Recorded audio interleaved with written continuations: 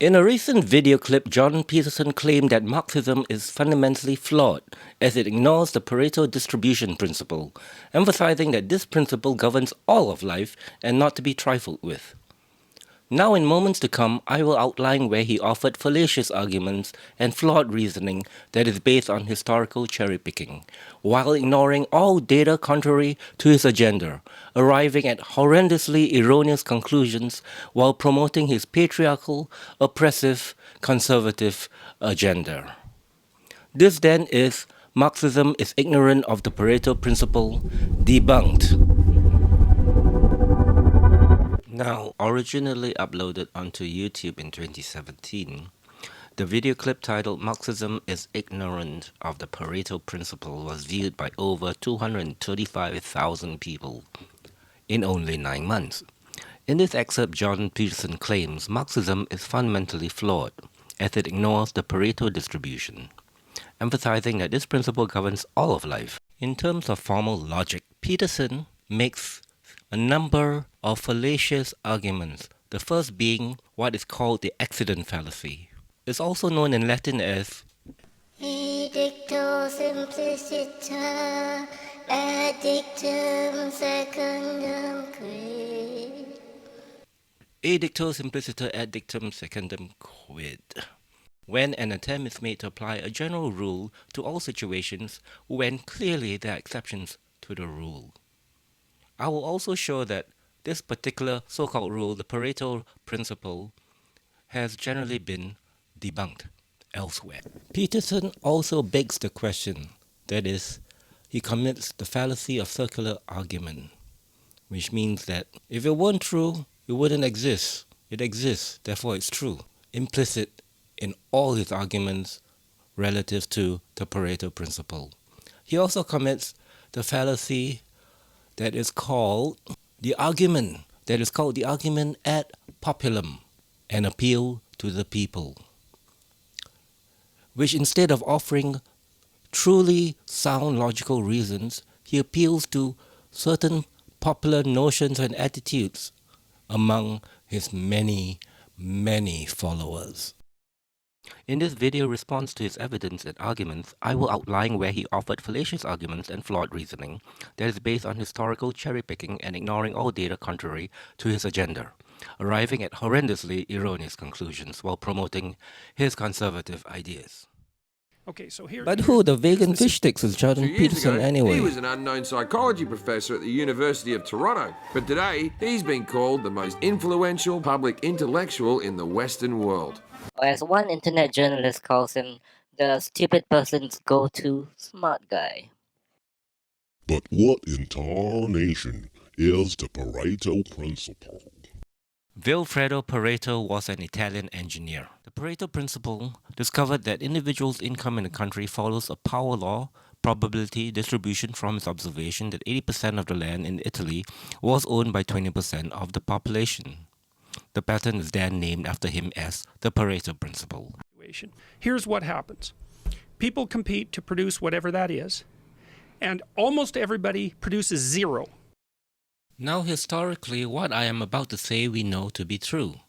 Most people, not born into privilege, tended to have been suppressed intellectually, and especially in terms of allowing themselves to stretch out imaginatively by the social hierarchy. Most people produce zero in the sense that they were not the last collectors of the labor of uncountable numbers, who then reap the first and last and only credit for any given discovery, action in the world, or invention.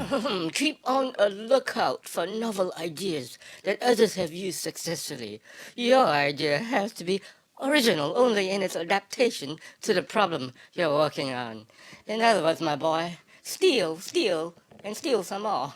They lose completely.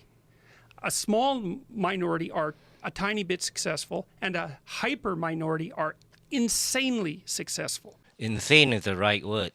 Peterson is describing, with great relish I might add, how an elite, tiny portion of any given community goes and accomplishes and invents and innovates in wicked thick numbers. Whoa, Nelly, that's kissing the elite much? But Income disparity is not the outcome of humans following some universal law, as Peterson strongly suggests, but is the outcome of the exploitation of the many who are weakened by the few who seize power, the elite, by setting up society as a game in which the cards are already always stacked against the majority. In the European Middle Ages, as a pertinent example, the vast majority of the English people throughout the later Middle Ages were peasants, whose access to formal education was often limited by law, and whose lives were primarily occupied with agricultural labor.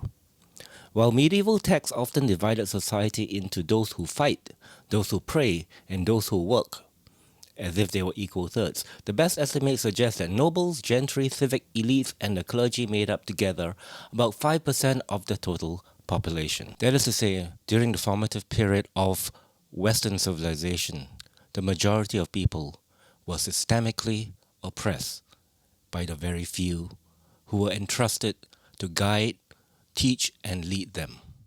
And so the Pareto distribution, is if you have 10,000 people, 100 of them have half the money.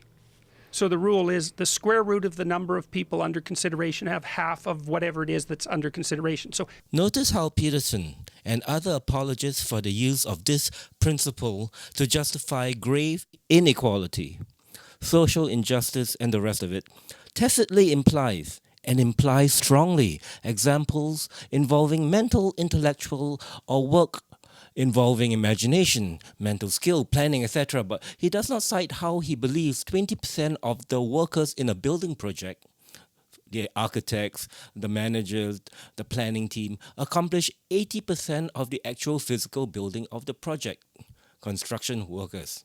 You know, of course, that 100% of the non-workers, the architects, the managers, the bosses, will accomplish 0% of the actual construction or actualization of the project. Everything that came before that stage, if that last stage was absent, is rendered completely unimportant. All else thus becomes mere daydream.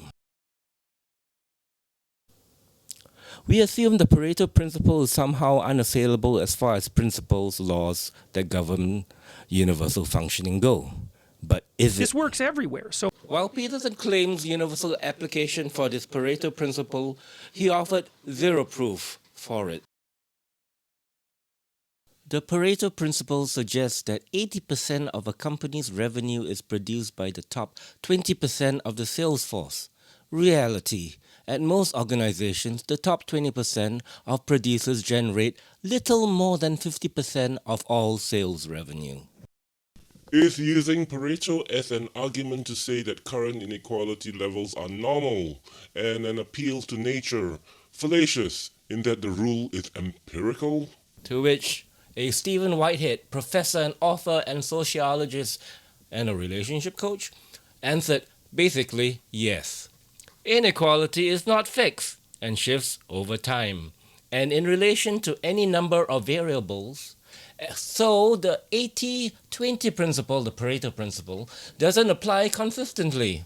Therefore, the Pareto Principle loses its only strength, its ability to be applied under all circumstances and at all times. Ha! So, Peterson, what do you say for yourself now, eh? Maybe it's not. Maybe I was wrong about that. What was that again? I couldn't hear. Can you say that again? Maybe I was wrong about that. Didn't you also get wrong that quotation of the Bible, the New Testament? Didn't you get that wrong too?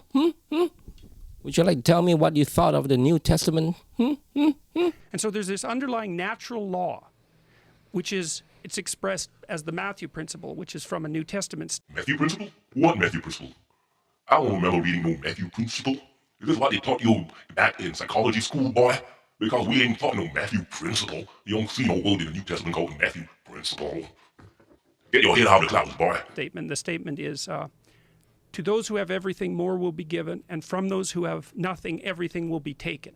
It's a vicious statement. The sayings of the New Testament Jesus are often within the context of a parable, an allegory. In this form of teaching method, the teacher would pose a parallel between the kingdom of heaven, so-called the state of grace, or enlightenment in certain mystical traditions, that would, if taken out of context or taken literally, would indeed appear utterly cruel and vicious, just the way Jordan Peterson and his ilk would want it to be.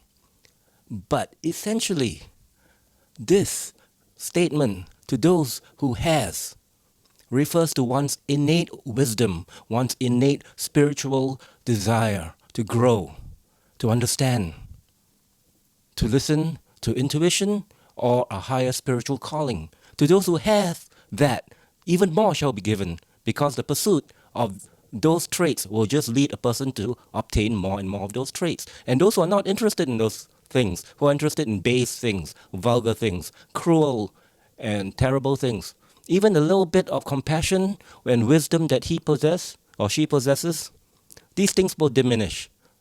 These things have nothing to do with the Pareto Principle, but perhaps the Pareto Principle is best applied to Jordan Peterson's own teachings, where roughly 80% or more can be said to be practically useless, and only 20% or far less could be of some use to somebody at some point.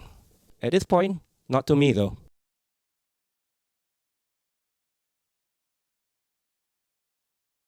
It's actually, here's one of those places where it's actually empirically true. This happens everywhere. And so that's partly why we put together the future authoring program, because we were trying to figure out what made people successful. But all these lies and twisting and turning of the truth will come to naught if not for the fact that this man has gathered unto himself millions of dim-witted, ultra-right-wing, hateful followers who are willing to give this upper-middle class, rich, tenured professor and best-selling author more and more money for just putting up videos of lectures he had already given, and he was paid for the lectures, and now you are paying him to give you the lectures he was already paid for.